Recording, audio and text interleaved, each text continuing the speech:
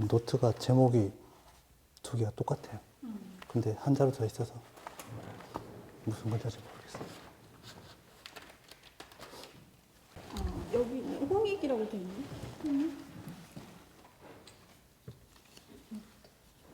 여기도 이건 직접 만드신 것 같은데? 가관이 찍혀 있고 구멍 뚫린 거나 이런 것도 직접 만들었을 수도 있겠다. 서양사상. 이거 찾아봐야겠는데 단어를? 네, 일단 제목을 알아야 될 것 같아요.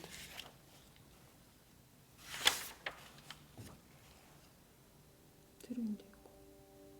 종교도 있고 되게 다양한 게 적혀 있어요.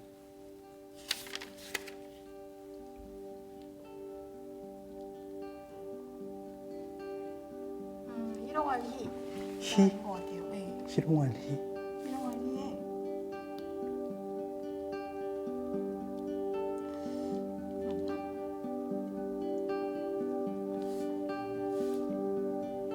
팔뚝완. 완. 희롱알희에 팔뚝완. 희완. 희완. 팔을 희롱하다? 이게 무슨 뜻일까? 희롱하다. 팔을 놀리다. 팔뚝을 놀리다.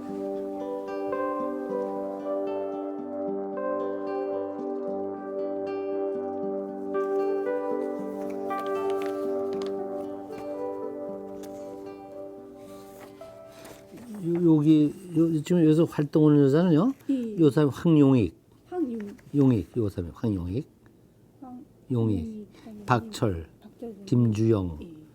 김용철, 이완호, 그다음에 여명호도 외모도 활동 안 해. 이 사람 다 활동 안 하네. 이건 배신반 후배들이네. 근데 이때는 뭐 연극 무대 감독으로 참여하셨다고 하시는데 혹시 기억나세요? 감독인지 뭔지 모르는데 왜 난 연극 싫어서 안 갔거든요. 얘가 연극반이야. 저 신성이가 죽었어도.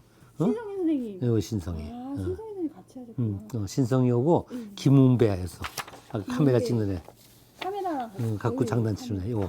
얘 둘이서 연극을 한 거야. 그러니까 연극에서 근데 나는 내 인생도 제대로 못하는데 무슨 남의 인생까지 연기하면서 하냐? 그래서 연극반 안 가서. 싫었어. 응? 근데 완은 가서 뭐 좀 얼쩡얼쩡 했었을 거야. 그때 같이 찍었던 요게 연극반 요 둘이 연극. 신성희 선생님이랑 김웅배 선생님 연극했어. 같이 활동하셨다는 사진 찍는 걸 좋아하셨다고. 그치 사진 안 찍었어. 근데 뭐 사진은 멋있게 찍은 건 없는 것 같은데. 사진 카메라를 좋은 걸 갖고 싶다 했겠지. 이 친구는 또 취미로 자기 항상 붓글씨를 잘 썼어. 붓글씨. 쓰기를 붓글 쓰기를 좋아했어. 연습 집에서 나중에 그 하숙방에서 열심히 연습하고 그랬어.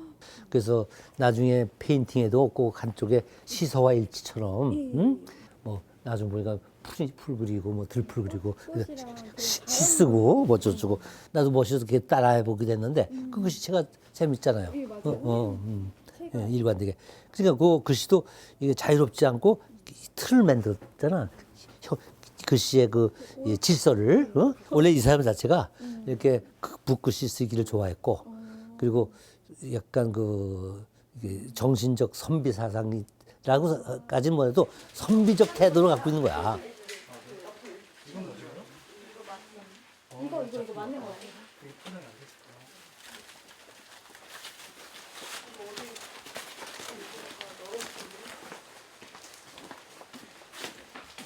이렇게 만들었군요. 이거 하나가.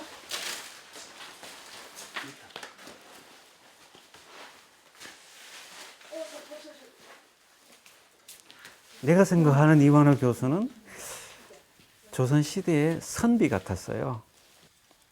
그 성격이 차분하고 나무 이야기를 잘 들어주고 또 자기 이야기를 할 때는 굉장히 논리적으로 설득력 있게 다른 사람한테 이야기를 하고 또 글씨를 잘 썼거든요. 그 글씨를 보면 굉장히 꼿꼿하고 이렇게 힘 있는 글씨예요. 고등학교 때도 그랬거든요. 만년필 가지고 글씨를 잘 썼고 그림을 보시면 이렇게 그림에 글씨를 써놓은 게 많아요. 그렇죠? 예. 그 글씨가 이제 고등학교 때부터 쓰던 글씨체입니다.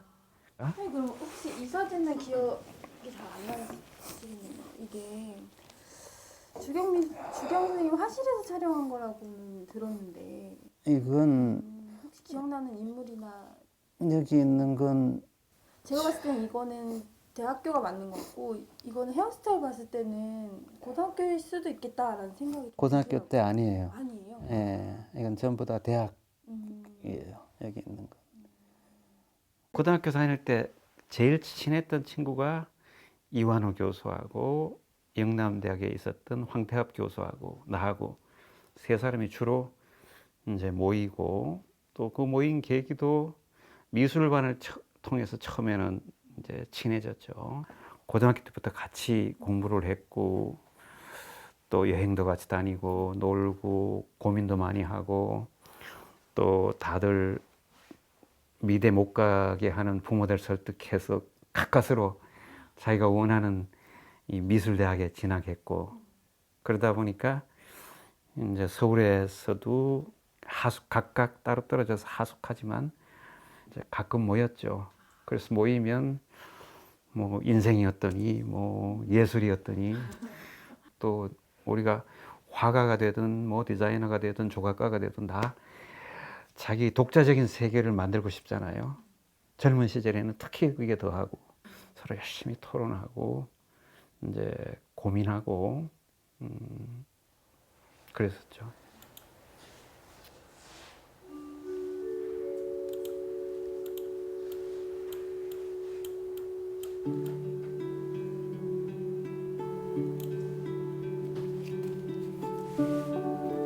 선을 긋고 있으려니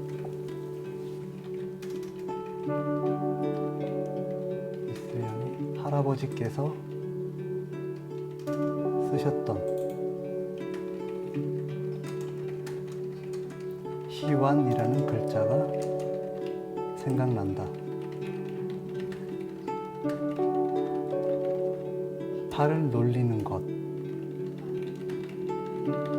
다른 말로 풀었으면 글씨를 쓰는 것. 글씨를 쓰는 즐거움을 의미하는 것이리라. 계속되는 여러 전시 때문에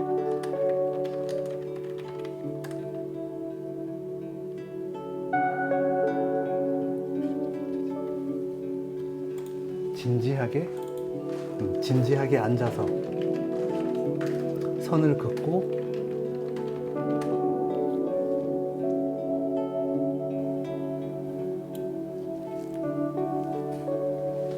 이거 무슨 글자지? 그 형태가 배치되는 것을 궁리하고 그어진 결과를 믿고 즐기고 하는 유희와 즐거움을 가까이 하지 못했다.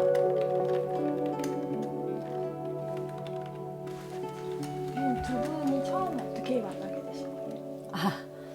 처음 만난 거 제가 대학원 74년 3월에 입학하니까 학교를 다니고 있었어요. 대학 선생님이 2학기생으로 독학해서 다니고 있었고 나는 이제 1학기생으로 3월에 입학을 해서 전공이 같고 실기시도 같이 쓰고 하니까 뭐 여러 가지 그 스터디나 이런 걸 같이 하면서 자연스럽게 많이 도움을 받고 전공 쪽으로 그 여러 가지 도움이 많이 됐었죠. 차분하고 어떤 때 한번 이렇게 사물함을 열었는데 물감, 붓, 재료를 그냥 막 반듯하게 정리해 놓은 거 보고 좀 그 놀란 적이 있었어요.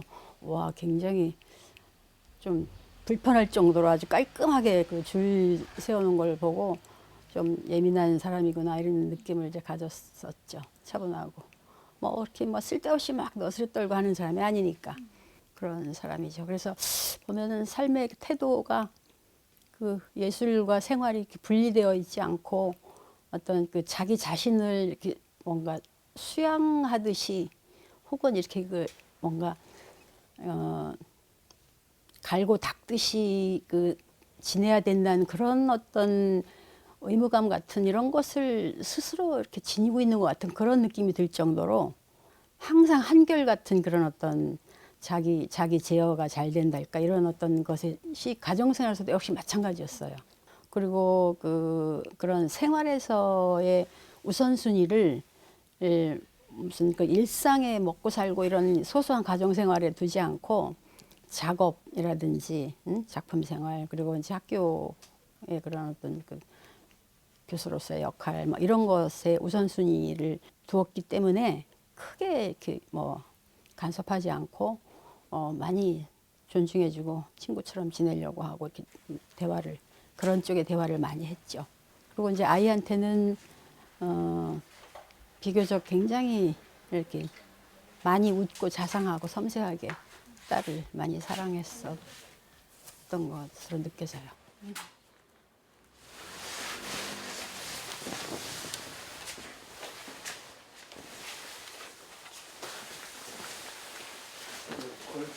걸쳐 올릴게요, 밑에. 네.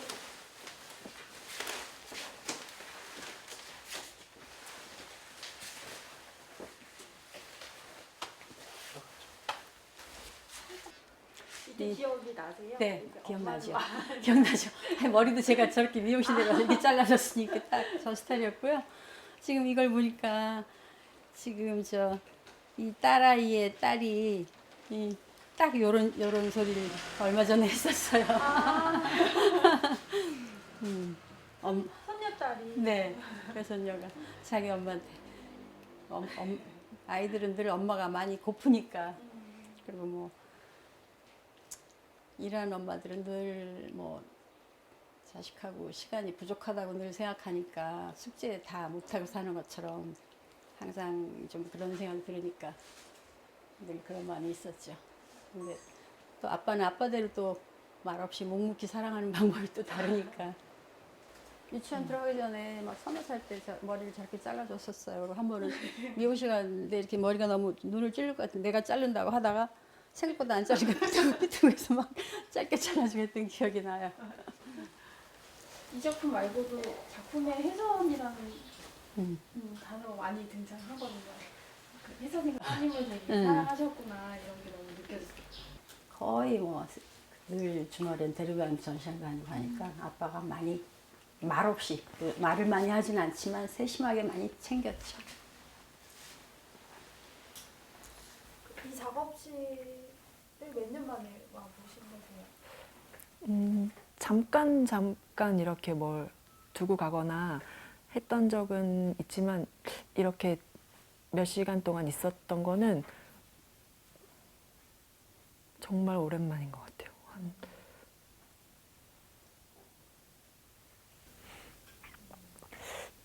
초등학교 때나 어릴 때는 그러니까 혼자 집에 이렇게 있을 수 있을 때 전까지는 항상 유치원 때부터 이렇게 와 있었던 것 같아요. 유치원이나 학교 국민학교니까 이제 끝나고 나면 아빠랑 만나서 이렇게 아빠 항상 뒷모습 보면서 같이 걸어와서 근처에서 이제 밥을 먹고 아빠는 항상 여기서 그림 그리시고 저는 저쪽에서 이제 뭐 숙제하고 네. 그런 시간을 굉장히 많이 보냈죠. 그러니까 지금은 사실 항상 시간이 왜 이렇게 빨리 가지? 했는데 어릴 때는 그렇지 않게 느껴지고 그러니까 항상 저기서 이렇게 뭔가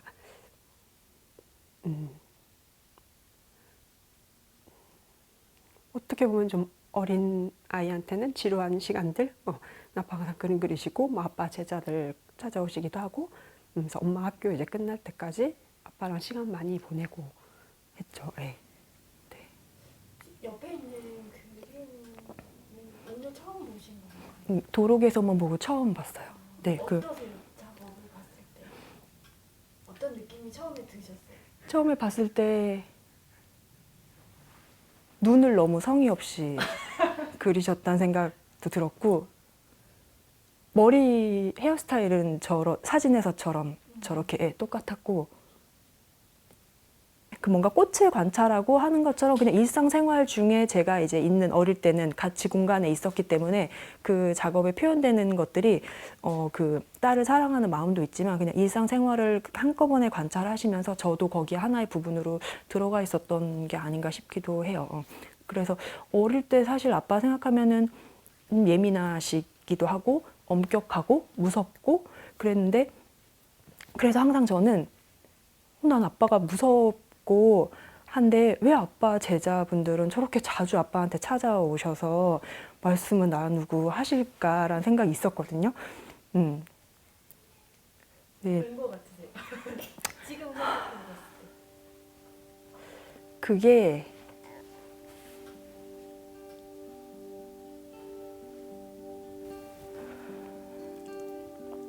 그런 것들이 사실 저한테는 가장 아쉬운 부분이긴 해요. 일찍 돌아가신 것도 있고 제가 직장 생활을 막 시작할 때 이제 돌아가셨거든요. 그 이제 대학 때는 서울에서 학교를 다니니까 가끔 이제 만나서 주말에 밥을 먹고 하면서 그게 얼마나 뭐 심도 있는 대화를 아빠와 딸로서 나누었겠어요. 근데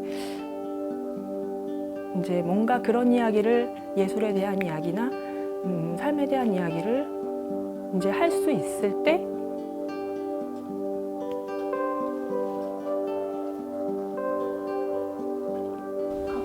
아빠가 하셨던 얘기 중에 가장 기억에 남는 말이 있을까요?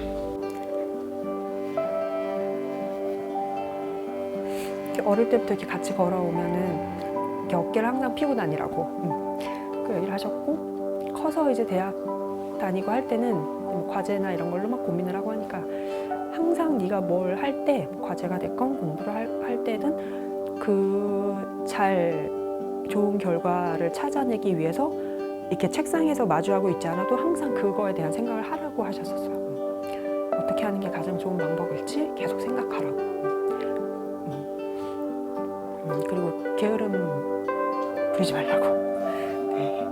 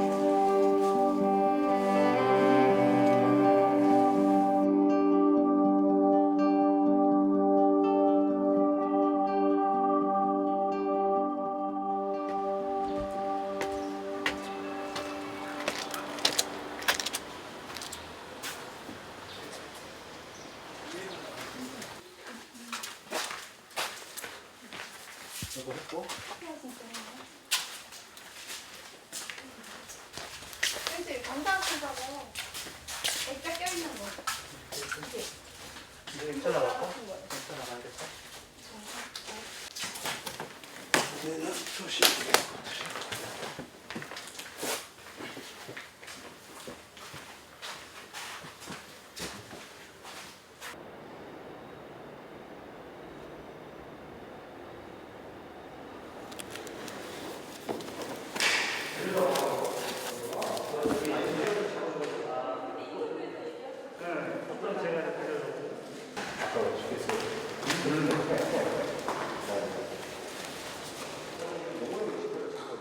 아마 많은 사람들이 이하연 선생님이 엄격하다라고 느끼는 부분은 사람이 사람을 대하는 데 있어서 어떤 엄격함 때문이 아니라 작업하는 입장에서 어떤 태도나 자세 이런 거에 대한 주문이 혹독했기 때문에 그래서 어려워하셨죠.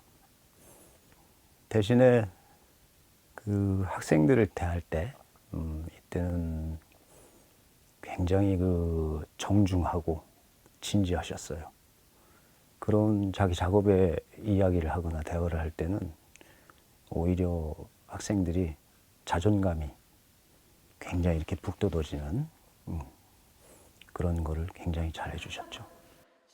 한 번은 학생들을 가르칠 때 무언가를 정해놓고 그것을 전수하는 방식으로 하지 마라. 그건 정말 죄악이다. 이런 표현을 하신 적이 있어요. 그게 지금도 아주 또렷하게 기억에 남아있고, 교사로서 학생들을 지도하는 입장에서도 저 역시 이완호 선생하고 비슷한 방식을 택했던 것 같아요. 완전히 초현실주의 작품 같이. 선생님 항상 미술하고 음악하고는 그게 다 연계가 되니까 화조가 비슷하게 같지 않습니까? 다 이제. 그렇죠. 네. 아, 네네. 그러니까 이 사진만 이렇게 걸리고. 이쪽 사진에 있는 게 여기에 재현되는 게 되네. 아, 내 생각에는 이게 그대로 사진이 돼 있고 이 사진 위에다가 있는 거는 그대로 붙여놔도 재밌을 것 같아요. 수심 작업실에는 아주 건사한 오디오가 있었죠. 그래서 가끔 제가 듣고 싶은 CD나 뭐 LP가 있으면 갖고 오라고 그래서 그 선생님 작업장에 듣고 했었어요. 청주에서 한번 이태리의 그 유명한 실내악 이무지치라는 비발디의 사계를 실내악으로 전 세계에 유행시켰던 그 이무지치 그룹이 왔을 때 선생님하고 공연을 갔는데, 공연 가기 전에 선생님이 갖고 계신 그 이무지치 그 녹음 LP판을 그걸 다 비교해서 들어보고, 그러고 저희들이 공연장에 갔을 때 그 현장감에 관한 어떤 그런 새로움 같은 것, 또 그 음악에 대한 어떤 변화, 이런 거에 대한 얘기를 선생님하고 했던 게 기억나네요. 선생님을 통해 알게 된 그 음악 중에서 무당이 하는 그런 그 노래가 있습니다. 근데 선생님이 그 음악을 한번 들려주시는데 그 CD를 사려고 제가 아무리 노력해도 못 샀어요. 근데 언젠가 그 선생님이 그걸 구하셔서 저한테 선물을 주시는 거예요. 근데 박병천이라는 분의 그 구음 다스림은 워낙 유명한 곡이더라고요, 이게. 근데 저는 그 음악을 듣고서 어떤 이런 예술이 다 있을까, 마음을 이렇게 훑어내리는 어떤 그런 느낌이었어요. 나중에 이제 선생님 돌아가시고 선생님 장지에 제가 조그만 카세트 CD 듣는 걸 갖고 와서 선생님 묘소에서 한번 그걸 들려드린 적이 있었죠, 그 음악을.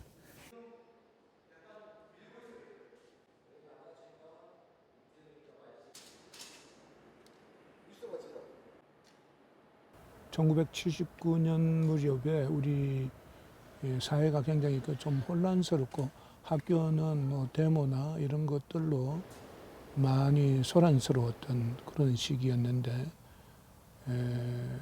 그때 내가 처음으로 여기 충북대학에 강사로 나와가지고 이미 전임으로 계셨던 이완호 교수를 만나 뵀어요. 처음에는 뭐 작품 활동을 하시는 분이니까 나는 이미 평론 활동을 하고 있었고, 그래서 작가와 평론가와 작가로서 그 만남이 이루어진 셈이었죠. 작가와 평론가는 어떤 면에서는 좀 서로 긴장감이 있는 사이이기 때문에 쉽게 그렇게 바로 친해지기가 좀 어려운 그런 관계라고도 할 수 있었는데, 의외로 이완호 교수와 나는 친밀한 관계를 처음부터 좀 유지한 셈이 되겠어요. 옆에서 직장을 같이 보내다 보니까 이완호 교수의 교육 태도, 교육자로서의 이 태도, 아마 그 당시 배웠던 제자들은 이완호 교수를 굉장히 존경할 겁니다. 왜냐하면은 호락호락한 분은 결코 아니에요. 어쩌면은 상당히 깐깐하고 또 정도를 지키려고 노력했기 때문에 학생들 사이에서는 좀 두려움이 없는 것은 아니었었습니다.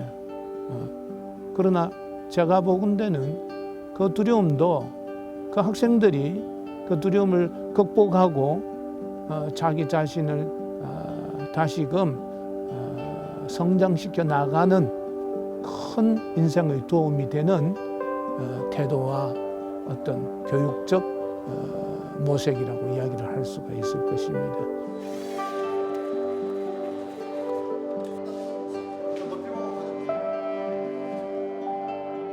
지금 생각해 보니까 이 삶이라는 것은 그 순간순간이 다 아주 고귀한 그런 시간들인데 어떻게 그렇게 일찍 운명을 하셨는지 안타깝고 아쉽기만 합니다. 좀 더 오래 사셨으면 더 많은 후배들과 그리고 제자들을 양성할 수 있었으리라고 생각합니다.